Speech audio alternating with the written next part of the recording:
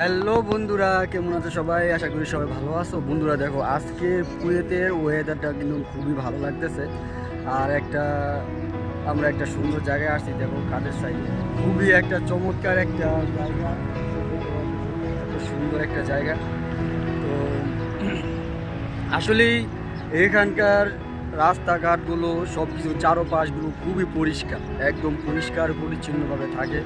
তো এটাই ভালো লাগে, যারা দেশের বাইরে আসে তারা এগুলো দেখে নিজেকে ভালো, নিজের দেশ, নিজের গ্রাম, নিজের রাস্তাঘাটগুলো এরকম পরিষ্কার করার জন্য, পরিষ্কার রাখার জন্য ট্রাই করে। তো এটাই, তো একটা জায়গায় থাকলে আসলে খুবই একটা ভালো কিছু করা যায়, ভালো কিছু দেখা যায়, ভালো কিছু শেখা যায়।